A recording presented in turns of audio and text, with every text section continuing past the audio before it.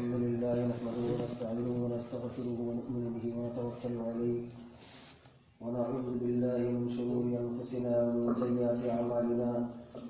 من يهده الله فلا مضل له ومن يضلله فلا هادي له ونشهد أن لا إله إلا الله وحده لا شريك له ونشهد أن سيدنا مولانا محمدا عبده ورسوله أما بعد فأعوذ بالله من الشيطان الرجيم بسم الله الرحمن الرحيم وقال الذين كفروا لرسلهم لنخرجنكم من أرضنا أو تعودن في ملتنا فأوحى إليهم ربهم لنهلكن الظالمين ولنسكننكم الأرض من بعدهم ذلك لمن خاف مقامي وخاف وعيد وقال رسول الله صلى الله عليه وسلم تقع الفتن في بيوتكم كوقع المطر أو كما قال عليه الصلاة والسلام. بزرگوں اور عزیز دوستوں، ابھی میں نے آپ کے سامنے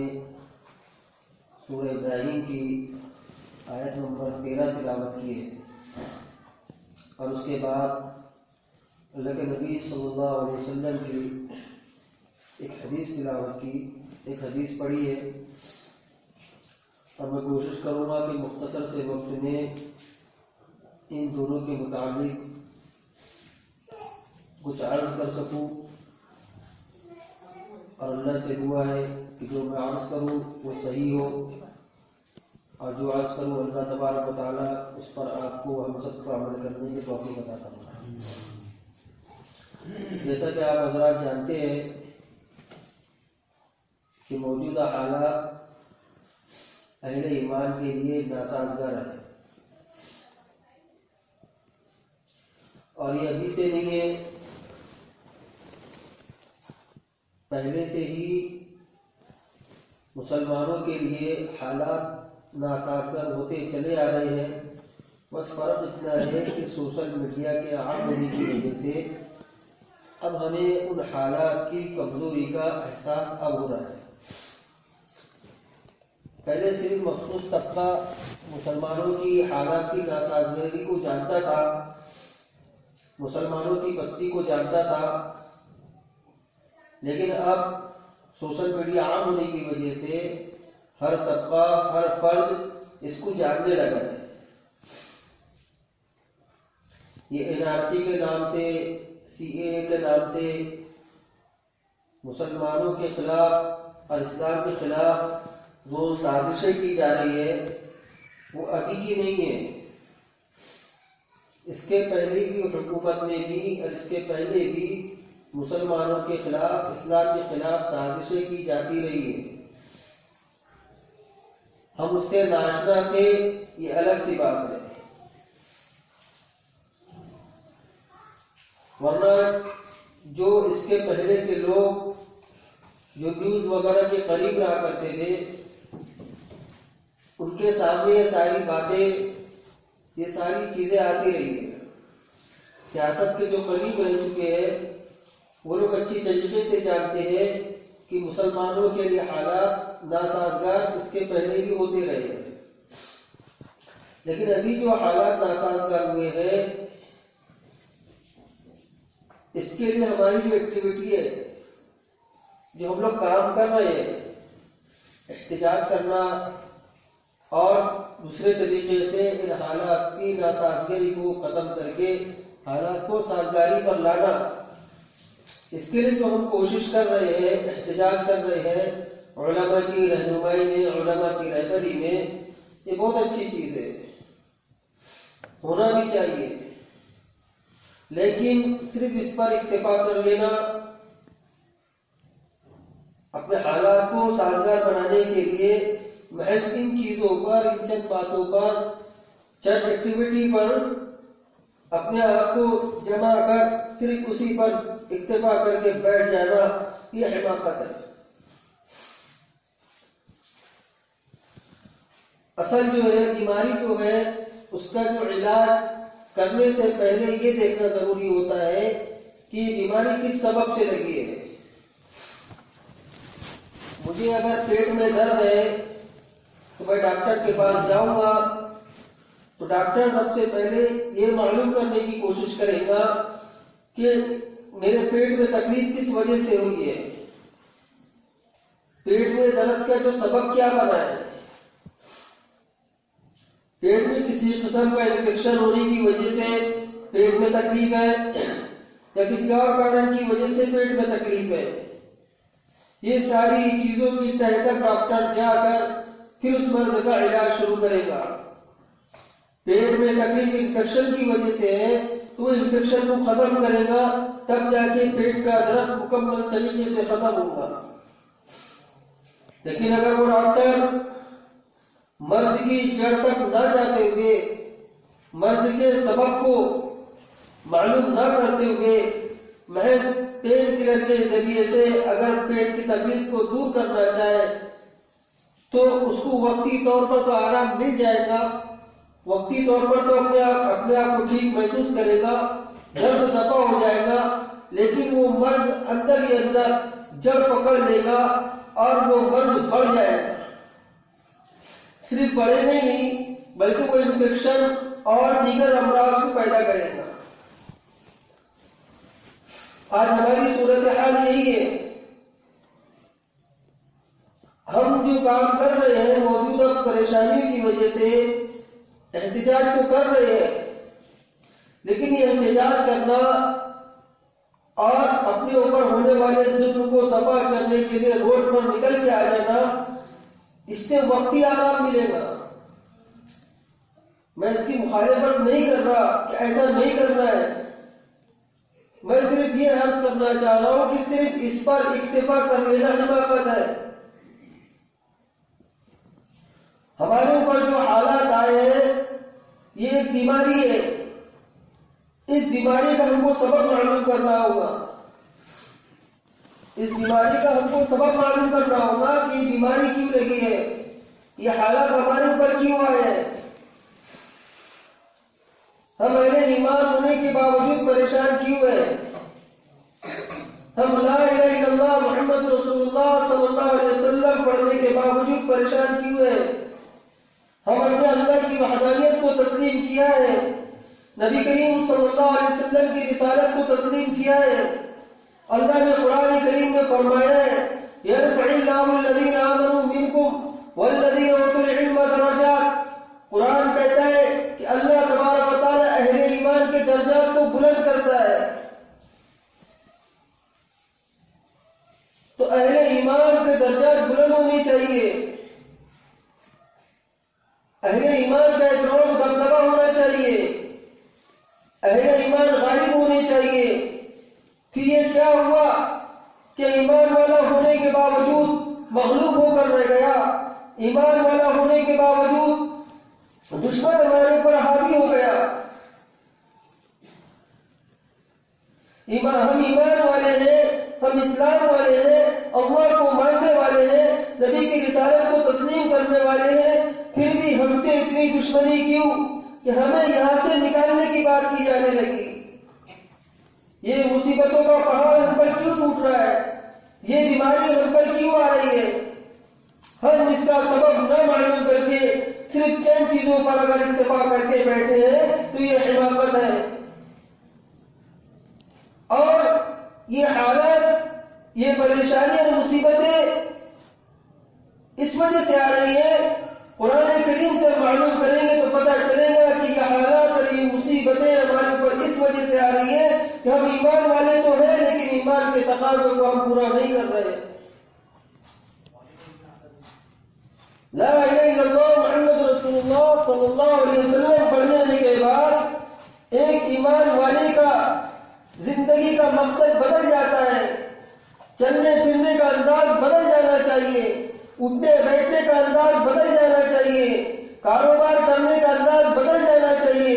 رہن سہن کا انداز بدل جانا چاہیے. لیکن ہمارا حال یہ ہے کہ لا الہ الا اللہ محمد رسول اللہ صلی اللہ علیہ وسلم پڑھنے کے بعد بھی ہمارا انداز وہ غیروں کے طریقے پر ہے،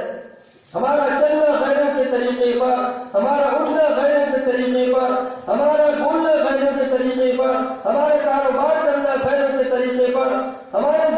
گزارنا غیروں کے طریقے پر، پڑوسی کے ساتھ معاملات کرنا غیروں کے طریقے پر، یہ ساری بیماریوں کی وجہ سے ہمارے اوپر حائل آتا ہے۔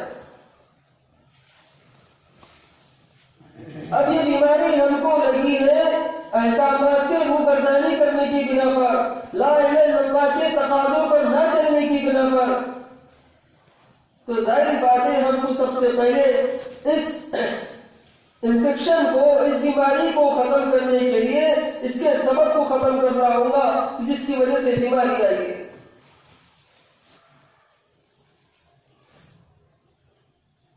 ہم احتجاج کر کے، NRC کے خلاف احتجاج کر کے، CA کے خلاف احتجاج کر کے یہ وقتی پریشانی کو ٹال لیں گے، لیکن اس کا دائمی علاج نہیں ہے، یہ اس کا دائمی علاج نہیں ہے۔ اس کا دائمی علاج یہ ہے کہ مسلمان اپنے مقصد زندگی کی طرف لوٹ جائے، مسلمان اپنے مقصد زندگی کی طرف لوٹ جائے۔ جب ایمان والا اپنے مقصد زندگی کی طرف لوٹے گا، اپنے زندگی کے مقصد کو پہچان لے گا، تو پھر مسلمان غالب ہوگا، ایمان والا غالب ہوگا۔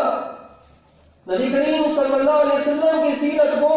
صحابہ کرام رضوان اللہ تعالی علیہ مجمعین کی سیرت کو اٹھا کر دیکھیے۔ جب آپ صلی اللہ علیہ وسلم نے صحابہ کے پاس ایمان کی، اسلام کی دعوت پیش کی اور انہوں نے ایمان کے تقاضوں کو، لا الہ الا اللہ محمد رسول اللہ صلی اللہ علیہ وسلم کے تقاضوں کو سمجھا، اس کے تقاضوں کو سمجھ کر اپنے اٹھنے بیٹھنے کو اسلام کے مطابق بنا لیا، اپنے چلنے پھرنے کو اسلام کے مطابق بنا لیا، اپنے زندگی گزارنے کے طریقے کو اسلام کے مطابق بنا لیا، تجارت کو اسلام کے مطابق بنا لیا، زندگی گزارنے کے ہر پہلو کو نبی کریم صلی اللہ علیہ وسلم کی سیرت کے تابع کر دیا، تو اللہ تبارک و تعالیٰ نے ان مسلمانوں کو غالب کیا ہے۔ صحابہ کرام رضوان اللہ تعالی علیہ مجمعین کا کفار و مشرکین پر روب تھا، دبدبہ تھا۔ یہ روب اور دبدبہ اس وجہ سے نہیں تھا کہ وہ بہت طاقتور تھے، ان کے پاس بہت جسمانی طاقتیں تھی، وہ سپر پاور تھے۔ ان کے پاس جو سپر پاور طاقت تھی وہ اسلام کی طاقت تھی، اللہ کے احکامات پر چلنے کی طاقت تھی، اپنی زندگی کو نبی کریم صلی اللہ علیہ وسلم کے سیرت کے تابع کرنے کی طاقت تھی۔ تو ہماری بستی کی طرف جانے کی وجہ سب سے بڑی یہ ہے کہ ہم نے احکامات الہی کو چھوڑ دیا ہے، نبی کریم صلی اللہ علیہ وسلم کی سنتوں کو چھوڑ دیا ہے۔ میں نے جو سورہ ابراہیم کی آیت تلاوت کی تھی، یہ CA کا معاملہ، NRC کا جو معاملہ جو چل رہا ہے، یہ آج کو نئی بات نہیں ہے۔ قرآن کریم نے ان چیزوں کو نقل کیا ہے۔ سورہ ابراہیم کے اندر جو آیت میں نے آپ کے سامنے تلاوت کی، آیت نمبر 13، اس آیت کے ترجمے کو آپ سمجھیں گے، پڑھیں گے تو معلوم یہ ہوگا کہ یہ آوازیں جو آج اٹھائی جا رہی ہے، یہ نبی کریم صلی اللہ علیہ وسلم کی بعثت کے پہلے بھی اٹھائی گئی ہے۔ وقال الذين كفروا لرسلهم لنخرجنكم من ارضنا لتعودن في ملتنا،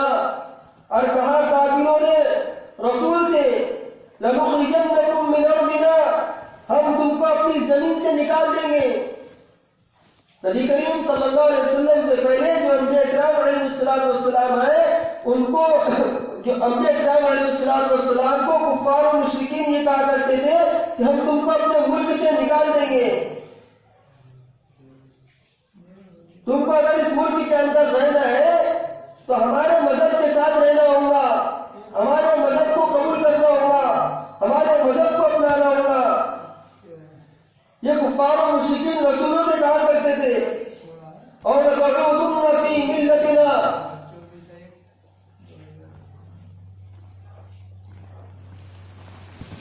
اور لَتَعُودُنَّ فِي مِلَّتِنَا، یا تم اپنے مذہب کی طرف لوٹ آؤ۔ اصل میں یہ ہوتا تھا کہ انبیاء کرام علیہ السلام جو پہلے خاموشی اختیار کرتے تھے، خاموشی اختیار کر لیا کرتے تھے، اللہ کی طرف سے حکم آنے کے پہلے وہ دعوت و تبلیغ نہیں کیا کرتے تھے، خاموشی اختیار کیا کرتے تھے۔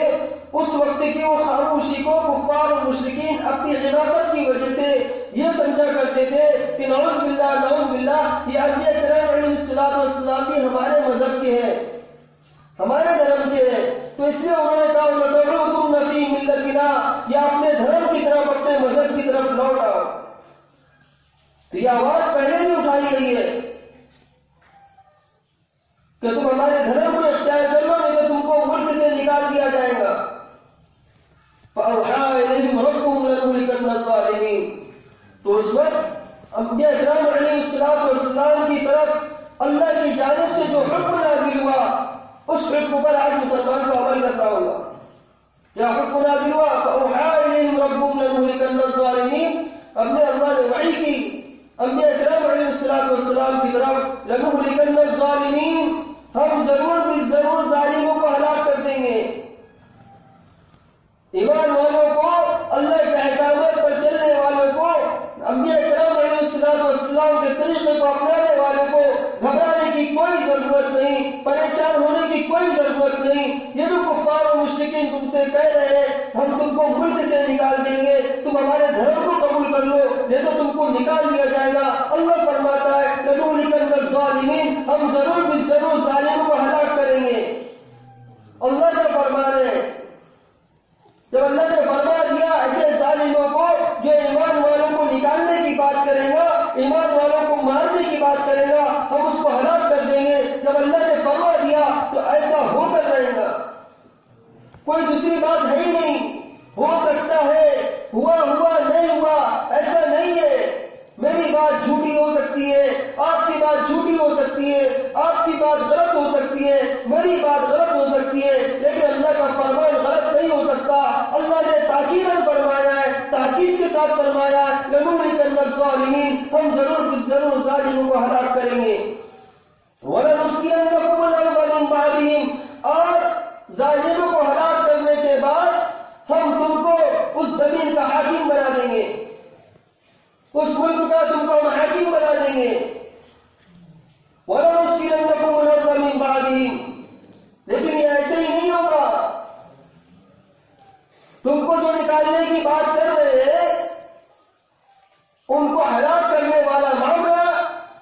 اور تمہاری حکومت ملک کے اندر ہو جائے، یہ معاملہ ایسے نہیں ہوگا۔